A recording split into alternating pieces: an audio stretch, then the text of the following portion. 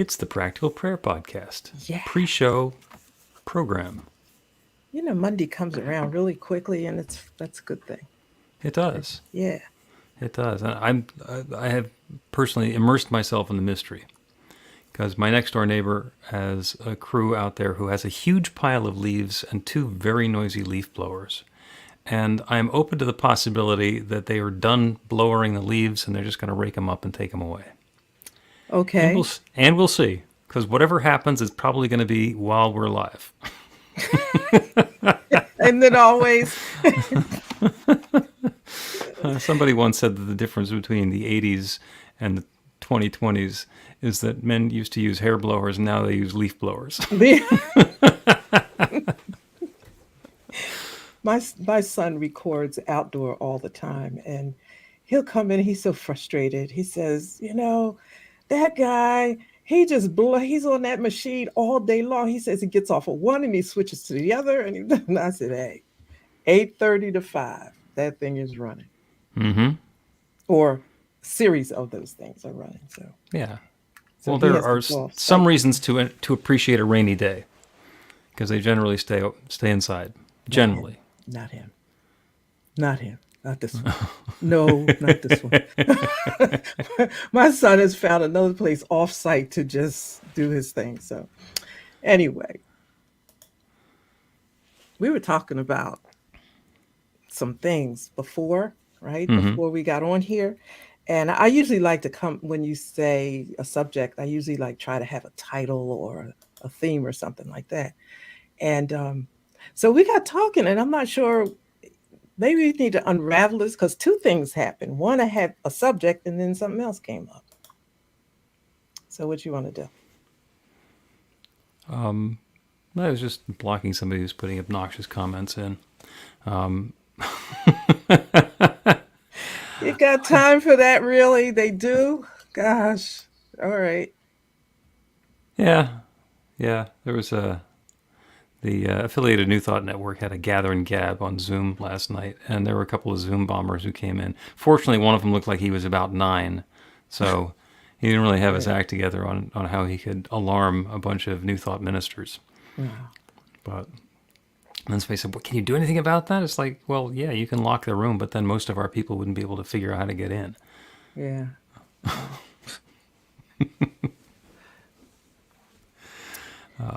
I like the idea of talking about the truth. Yeah, that's good. And that means we're going to get to talk about capitalization.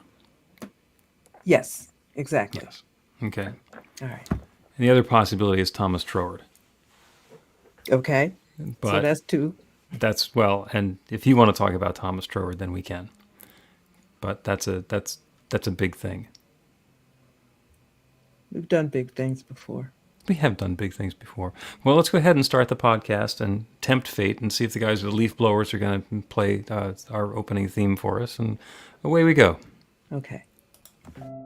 A practical prayer is a prayer that works. These discussions between Reverend Bill Marchiony and Carol Lawrence dive into the details of how it works and how to work it. Reverend Bill is a New Thought minister and the author of Practical Prayer for Real Results. Your new life begins with a new thought.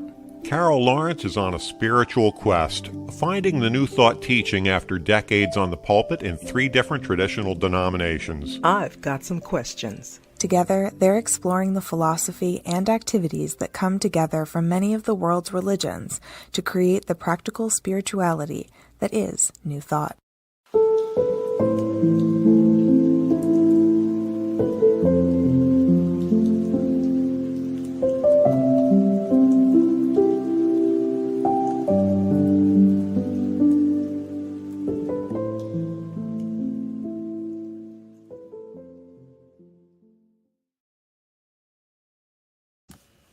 Welcome to the Practical Prayer Podcast. I'm Carol, and this is Reverend Dr. Bill Marchiony. Hi there.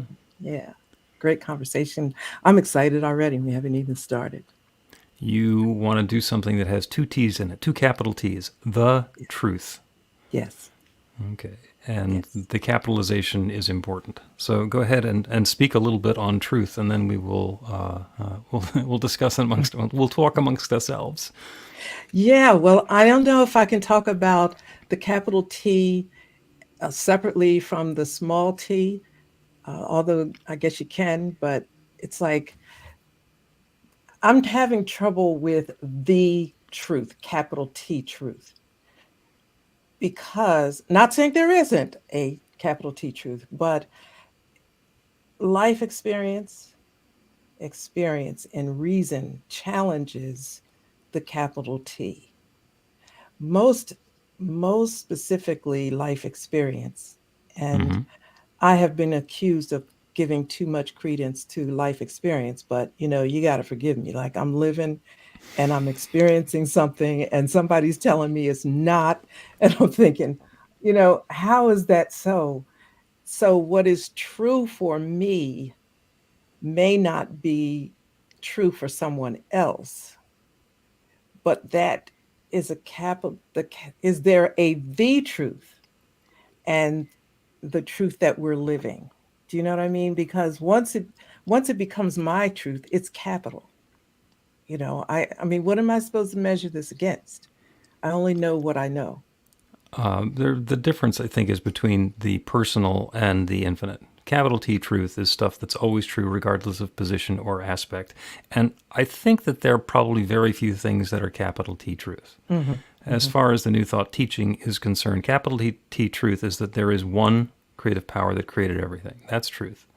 And no matter where we go or what we do or how we pretend that that's not the case or individualize or slice and dice the universe and our awareness of it down into little pieces, at the core, there's always that truth. There is one. And it's Hmm. showing up in lots of different ways, but there is one. So that's capital T truth. Another capital T truth is that it's love. And the reason that we are confident saying that it's love is because in the beginning there was only this one creative power, and then it began creating. And since it didn't have anything else to create out of, it was creating by sharing itself. And that sharing of self is love. And in every way that we look at it or describe it or explain it, every definition of love, that ultimate sharing, that creative energy is love. So there's only one power and presence, and it's love. And those are the capital T truth pieces. And we have a lot of ways of describing it, and then we can have disagreements about the descriptions. And, that's fine. But when we can get back to a principle, then that's where capital T truth lives. There are different ways of experiencing it. And so when something becomes capital T truth for you, what you're doing is you are absolutely believing it, and there is nothing in your awareness that stands in the way of that being permanent forever. Hmm. Now, when somebody gets up on the witness stand, they raise their hand and they say they're going to tell the truth and the whole truth, nothing but the truth. What they're going to do is tell their story. And they're not Hmm. going to make anything up. And they're not going to tell a story that they know to be a falsehood. But it's still little t truth because it's their version of the truth. There's an interesting story about you get 6 people to witness a traffic accident, and you're going to get 8 different stories about what happened. Hmm. And none of them are lying. They just all saw it from a different perspective and in a different understanding of what was happening. And what they're saying is the truth. But that's why the investigators, when they're looking into what happened in an accident or anything, are going to ask everybody's opinion and then kind of sift through what everybody said plus what the physical evidence is and all the rest of the story to come up with an idea of what it is that's likely that actually happened. And even what they come up with as the combined story might not be what actually happened, but it's going to be the truth as far as their investigation is concerned. Hmm. So the truth, the small t truth, is, I don't like this word because it's it doesn't really say what I mean, but it's like relative, but it's not really. It's just what's true for me and what I have known throughout my whole experience. Although that changes, that Mm-hmm. could change. Yep. So you hold on to it, I guess, as a small t. Now, let me go back to something you said. You were talking about there is that one that expresses itself in love. Mm-hmm. Can it express other ways, or is everything an extension of love? For example, can it express itself in wisdom or knowledge, or for me, the uh, infinite intelligence is big because I'm always doing stuff. So I need I need an intelligence beyond what I may have myself that I think is really good. And then there's that divine intelligence. And I have my own way of accessing it or Hmm. allowing it to flow or whatever. So one is that's my T truth, right? The way I have the way I have to access it. But is that which I get an expression of love? Like, is the intelligence or the wisdom that I'm seeking and that I get, is that expression of love, or is that I think we can probably differentiate that because, yes, there is knowledge. And where did the knowledge come from? It had to have come from the one. Now, it mhm, might have come from the one by sharing itself as somebody like Thomas Edison or Albert Einstein. And now, suddenly, through that channel, there's new wisdom or insight that we have about how the world works around us. What they're doing is describing what already existed. So the knowledge is being able to articulate that understanding. So it always existed. So it's part of the one. The same thing with energy. All of the energy and all of the matter that ever existed and ever will exist already exist. They're the one sharing itself. So it's energy and matter interacting and just basically revealing itself in different ways through that process of evolution or science or mhm, combination or coincidence. So those are the truth, that everything is God's love, wisdom, energy, substance, etc. Where I'm sitting, it might look different than from where you're sitting. mhm. There are different people who can tell a different story about the same thing. And it's not that one of them is right and one of them is wrong. It's just that one of them has a perspective and is able to see things differently. And when we start comparing ourselves, it's like, well, I can see this more clearly than you can, or I have a much better vantage point to be able to see this. And yes, I have a much better vantage point to see it from my perspective than you do. Yeah, because it gets down to the personal thing, like, how's it come through the lens, my lens, Right. my personal grid? Yeah. Have we talked about blind spots? No, Okay. no. Blind spots are fun because, I mean, you remember when you were learning to drive a car and there's the blind spot that you have. If you look out the rear view mirror and then you look out the side view mirror and then you look out the window, it's possible to have somebody standing right behind you next to the car and you'll never see them through any of the windows or looking over your shoulder. You have to really crane around and look, and that's a blind spot. Hmm. And so we learn to guard ourselves against that to make sure that before we move our car into that area, we're going to check and make sure there's nothing there. It turns out that there is a much more persistent and insidious blind spot that we all have. And it's thanks to the coincidence of how our eyeballs, our visual equipment, are installed. So everybody knows there's a lens on the front of your eye and there's a retina on the back of your eye, and the lens focuses the image. Everybody knows it's upside down. What does that mean the world looks like? Okay, let's not even think about that. It focuses the images on our retina, and those go into our optic nerve, and that's connected to our brain, and that's how we see. But the connections to the retina are actually on the front of the retina. And so those connections all need to go through a hole in the back of our eyeball. Hmm. And in that hole, there's no retina. There's nothing picking up the light.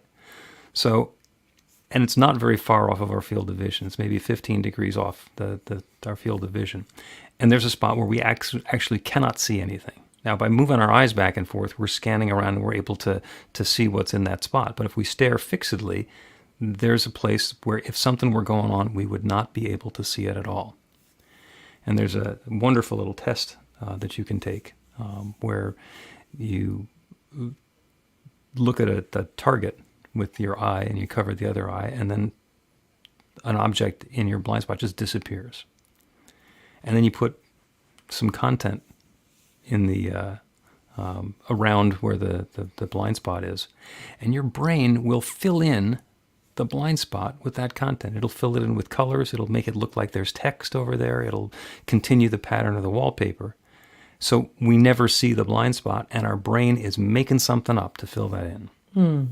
So when we start talking about the difference between little t truth and capital T truth, you got to keep that in mind. We have a blind spot where our brain, where our perception, where our minds are telling us there's something that doesn't exist. That it does not exist. It doesn't exist, and our brain is telling us that it does.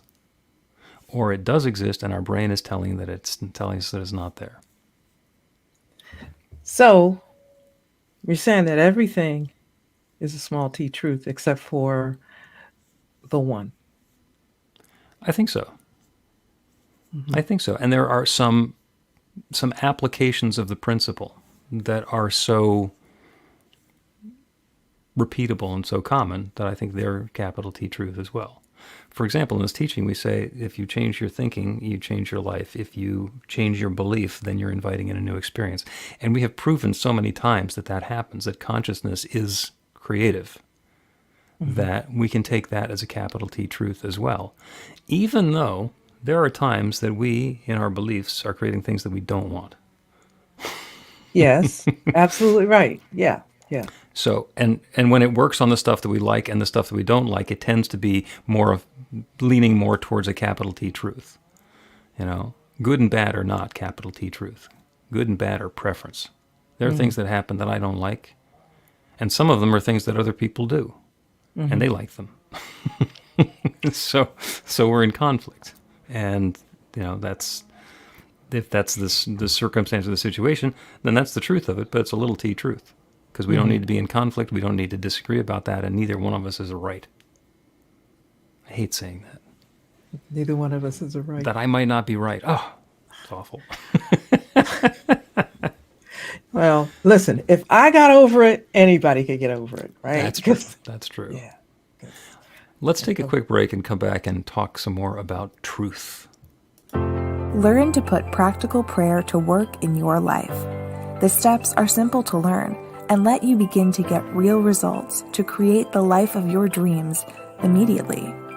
Reverend Bill Marchiony's widely acclaimed book, Practical Prayer for Real Results, gives you a clear summary of the New Thought principles behind practical prayer and the series of easy-to-understand steps found in the most effective prayers from religions and spiritual practices all over the world and throughout history. Practical prayer is not a replacement for your religion or practice. It's a technique to make the work you do in consciousness even more effective. The book includes 40 prayers on various topics that you can adapt as needed and use as your own. Practical Prayer for Real Results is available in paperback, Kindle, and audiobook on Amazon or at b-the-light.com. That's b-the-light.com. Welcome back to the Practical Prayer Podcast. I'm Carol, here with Reverend Dr. Bill Marchiony, talking about truth. Talking about truth. And I think we can broaden it out that truth applies to a principle, wherever it is that we find a principle. And there are principles in the world around us. For example, gravity is a principle. It's a natural law. And it works for everybody, and it works exactly the same way for everybody, and no one is immune to gravity. And the same thing for electricity, electromagnetism, magnetic force. There are forces that we have observed in the physical universe that are just truth. They're principle. They work always for everyone. Now, that doesn't mean that we are always going to be subject to them in the same way. So, for example, we know that the speed of light is 186,000 miles per second. Some of us had that number right at the top of our mind. Some of us have I know there's a speed of light, but whatever it is. So we know that that's how fast light travels. And we know from what Einstein said and from some other work that's been done that that is the fastest speed that is possible in our physical universe. The speed of light is the truth, capital T. The thought that that's the fastest thing that can possibly happen is a little t, because that's experiential, and it is completely possible that we are going to figure our way around that and say, Ooh, we were walking, and we could have taken the high speed line, and there's just a way around it. So, on the one hand, that's how fast a photon moves. That's how fast light goes, and in the physical universe, that's the way that it acts. But to say that therefore is the limiting controlling factor in everything is short-sighted. Yeah, because yes, because there are other things that we can create that change, not change it, but alter it or affect it a little bit. Hmm.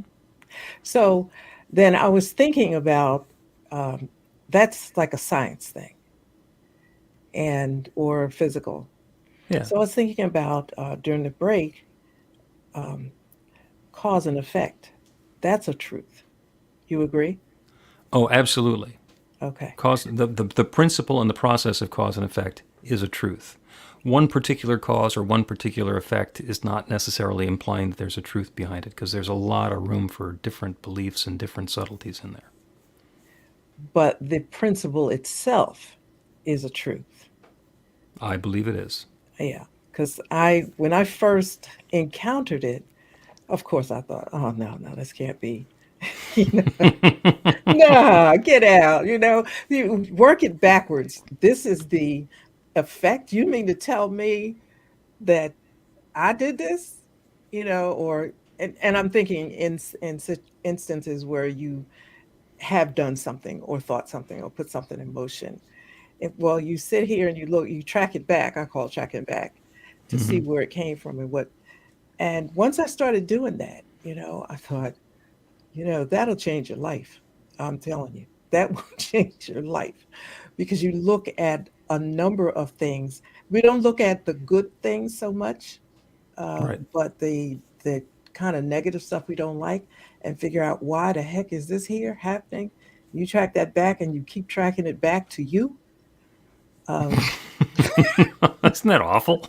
it's Oh my it's God! Isn't there awful, somebody? Who else can I blame? My God. but you can't. You No. can pretend, but Oh, and we are very good at that. We are very good at finding a victim, a scapegoat, or somebody else outside of us who is to blame. I'm thinking at some point you gotta know. Maybe you don't ever want to admit it, but you gotta know.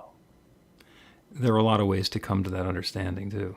I mean, experientially is one, and we love doing that. That's why when we start doing practical prayer, we do it for inconsequential things. The Hmm. way it's not going to impress us that much that it changed. You're not going to be doing our first prayer to cure Aunt Sadie of cancer, or pull Uncle Morty out of debtor's prison or bankruptcy. So we pray for getting more traffic light, more green lights than we normally would get, or for the bus to show up exactly when we get to the bus stop. And it's the sort of thing that once we set the intention, open the invitation for that, then the creative law that creates galaxies, that creates spontaneous remissions of disease, can create traffic lights that are changing when we get there. It can bring those coincidences in. And that is a way for us to say, oh, this does work. This cause and effect thing does work. And then we get to use it on different stuff. Yeah, and yeah, it it does work. That's all I can say, Hmm. because it's when I've looked at it, it's worked for big things or things. And my husband will say, when you decide something's going to happen, it's going to happen. And he's been saying that for years. And I don't, And he's been right for years, I'm sure. he's been right, but I never think of it like, okay, I'm deciding that this is going to, I look back and say, oh, yeah, yeah, I remember the moment I decided. But, but now it's like, whoa, I know I can do this. Yeah. It's like, I know it. So I even say this, and, I don't know if this is legit new thought. This is just me, right? So I'm talking to a lady at the ocean who had a wonderful dog, and I'm talking about the Great Danes, and you know how I can get about Great Danes. Oh, And I yes. always stop and say, Spirit, don't pay any attention. I'm not talking to you now. Do not send it right now, because I know by the time I get home, somebody's going to be at the door saying, I heard that you wanted this puppy. So I believe it that much that there are times I'll just stop and say, Spirit, I'm not talking to you. Okay. Whoever's like putting the energy in this cause and effect. This is just a chat right here.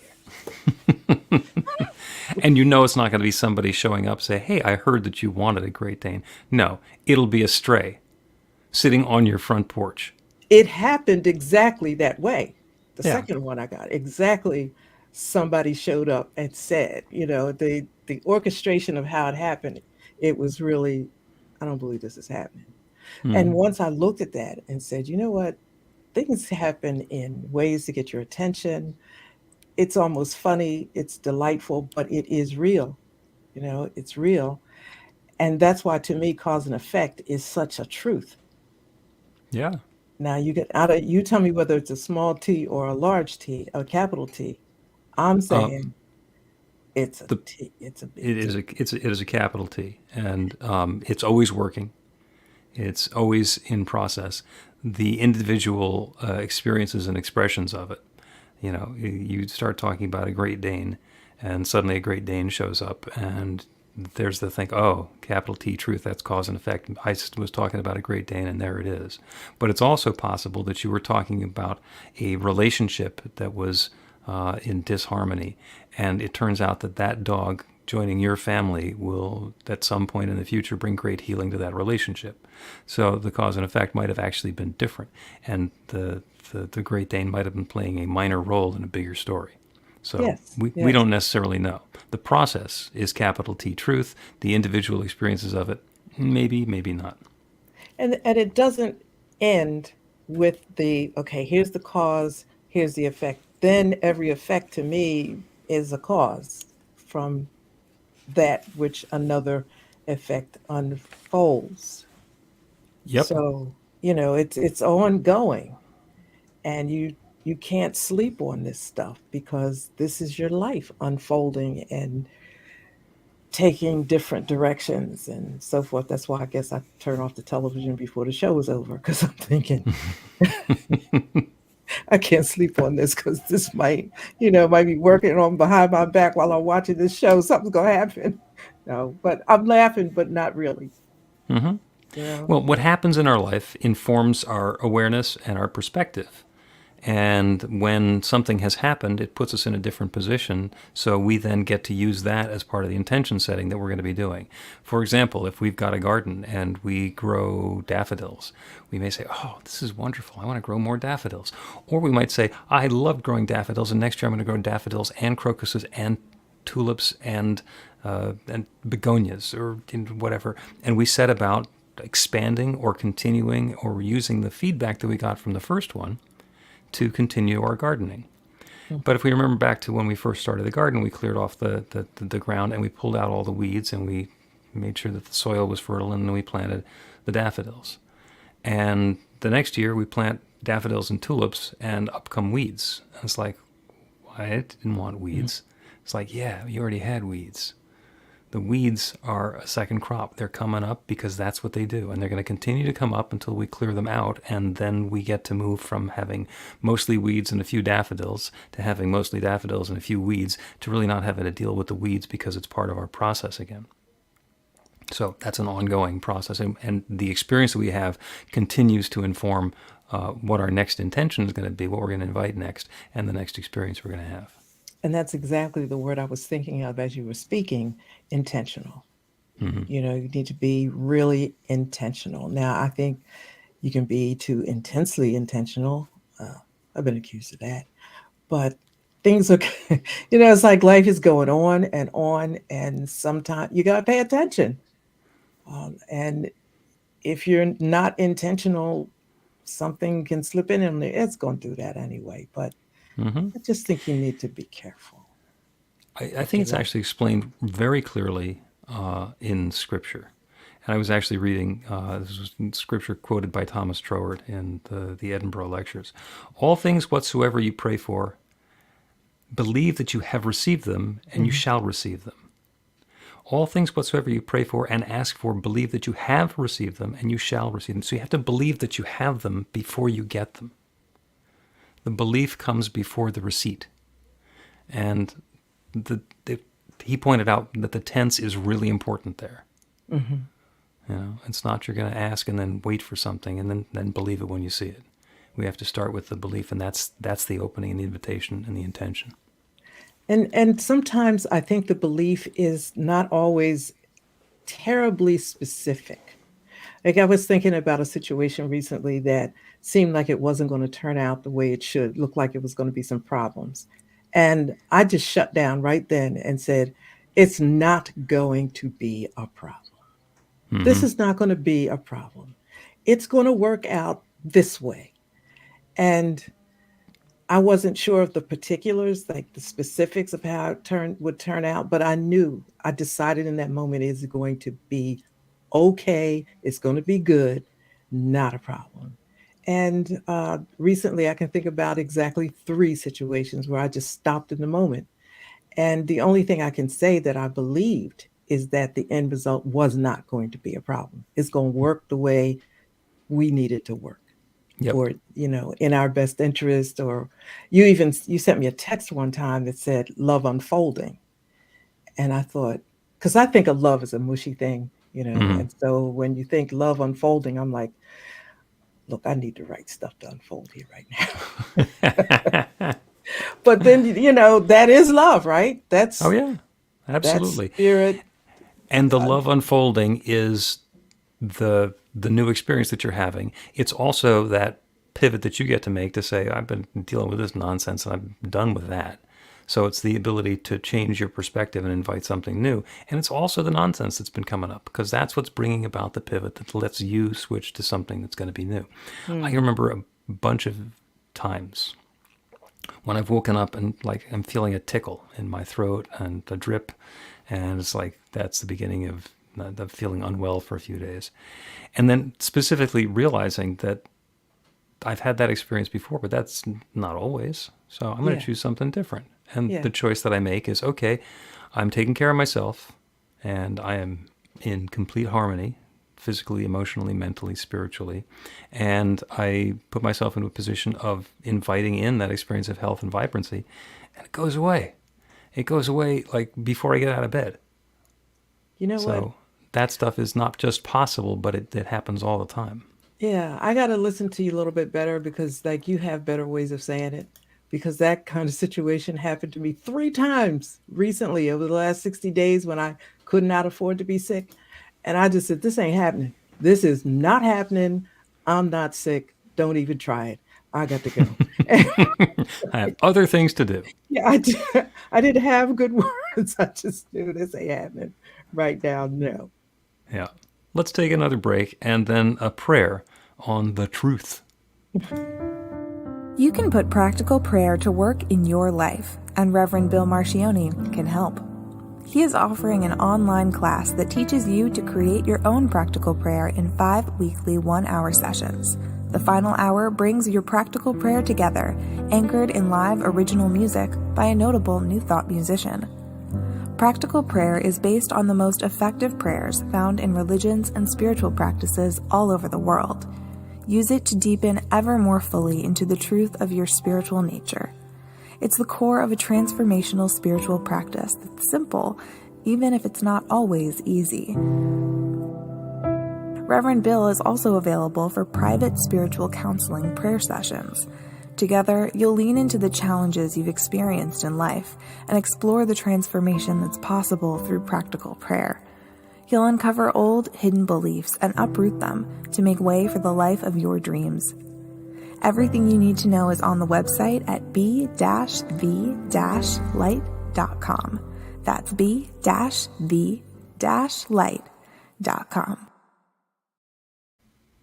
Welcome back to the Practical Prayer Podcast. I'm Carol here with, yes, I am Carol, here with Reverend Dr. Bill Marchiony, and we're going to have a prayer, right? Yeah, this prayer Yeah. is about being open to the truth. And it's truth, capital T, the big understanding of that divine power and presence that creates everything. And it shows up in all kinds of different ways. We teach the practical prayer class. We talk about the infinite aspects of God, and there aren't that many of them. There are things like abundance and energy and intelligence and love and power and wholeness and harmony. And all of those things are true. Those are true of the infinite, and those are available to us. So for the prayer today, what we're going to do is close our eyes to the situation and the circumstance that's going on around us. And you can do that actually physically if it's safe to do so, or you can do that metaphorically if you're driving or it's going to otherwise be uncomfortable to close your eyes. As we open our awareness to that bigger picture, to that divine power and presence that is everything, that is everyone, that is everywhere, that is creativity and harmony. That divine power and presence is light and love and wholeness. It is joy and freedom and strength. It is all of those creative processes and expressions that we can trace back to that one. Love unfolding. And that divine power and presence shares itself as all of its creation. Everything that exists everywhere is the one expressing itself in a different way. We feel distinct and individual and in some way separate. And it can look that way from the outside. I'm standing over here and somebody else is sitting over there, and we're obviously separate. And we are exactly the same thing. We are, each of us, individualizations of that same divine love, that same infinite power, that same substance, simply formed and expressed and shared in a different place, in a different time, in a different way. And we each have our own stories. We each have our own understandings and our own desires. And in all of these cases, that infinite creative power is available to create something new for and through and as and in us. That goodness, however we describe it, is available to us now and always. And so as we let go of the beliefs and the experiences that we've had up until now, we don't ignore them or pretend they didn't exist. Instead, we take away the power that they have to perpetuate themselves. If there has been a challenge in life of poverty or illness or loneliness or stuckness in any way, we turn away from that and turn towards what we desire instead. That experience of health and vitality and vibrancy, that experience of love and connectedness, that experience of prosperity and sufficiency, that experience of creativity and connection. And we invite that in. And we open ourselves to it to the greatest degree that our belief system can let us do that. And that infinite creative power that creates everything responds and brings it in. And we can use that new experience to invite in even more and even more, because there is no limit to the good that's available to us. So I claim that good now. I claim that in consciousness. I claim that knowing without question, doubt, or hesitation that the good that we are seeking is now seeking us. As we open to it, as we let loose our disbelief, the law works. That infinite creative power unfolds through and as and in us. That's the truth. That's the way that love unfolds. And I'm so grateful for it. I'm grateful for each one who is here. I'm grateful for the ways that we are letting go of things that have been limiting to us in the past. And I'm grateful for these invitations of newness. And I know without any question that they're already coming into being. And so I release this word into that creative law that creates everything. And I know it's now creating this. And I look forward with gleeful anticipation to the delightful results. And so it is. The Practical Prayer Podcast with Reverend Bill Marchiony and Carol Lawrence is a production of BeTheLight.com. be-the-light.com. Where you can find more information about practical prayer for real results. Our theme is by Music of Wisdom. You can learn about the spiritual community of New Thought Philadelphia with daily guided meditations, Weekly celebrations of spirit, and Reverend Bill's classes in practical spirituality at newthoughtphilly.org.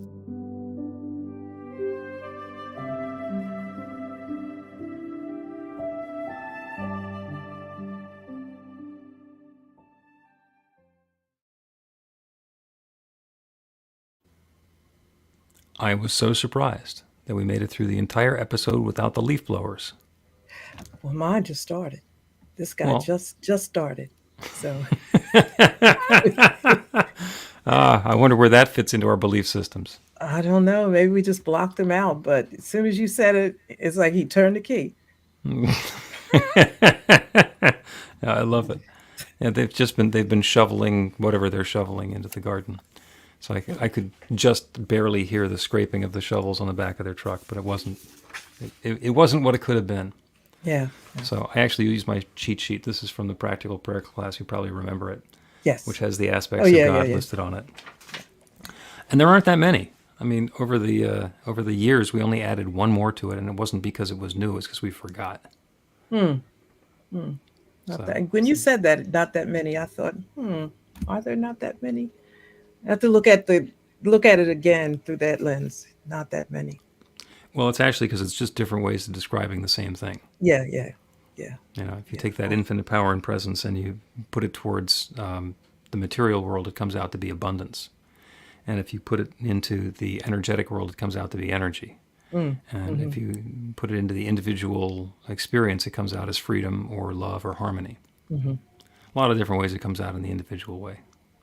We have so many. We're so needy. Yeah.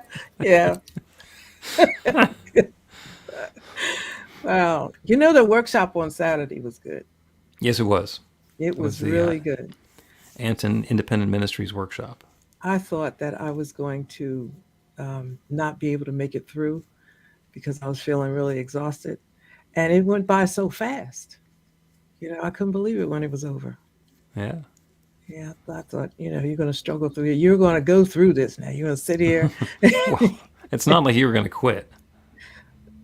No, I wasn't going to quit, but I was just thinking I was going to be tired and not be able to comprehend. But I thought, if I have to stand up, I will get through this week. But it was so good. It just went by so quick. So whoever designed it, kudos to them. I will pass that along to them. And that is a wrap on this episode of the Practical Prayer Podcast pre-show, post-show. And again, if there's anybody who would like to have us address a particular topic in an episode, or if there's something you'd like us to pray for, you can hit us up at bethelight.com, b-the-light.com, and send an email or a message along. And or you can put it into the chat on here, and there's every possibility that we'll see it. And we will do that. Carol, thank you as always. Thank you.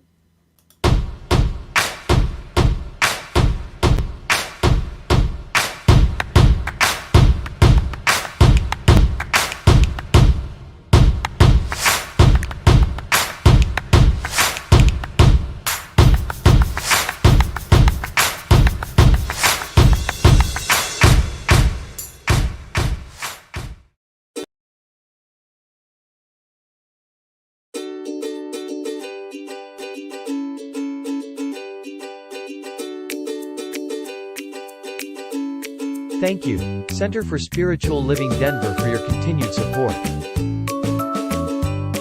Thank you, Center for Spiritual Living Midtown Atlanta, for your monthly contribution. Thank you, Center for Spiritual Living North Jersey, for your monthly contribution. And please help us welcome Om Center for Spiritual Living in La Mesa, California. Thank you for your monthly donation. Thank you, Center for Spiritual Living Seattle, for your most generous donation. And a special thanks to Hefferlin Foundation for your generous technology grant.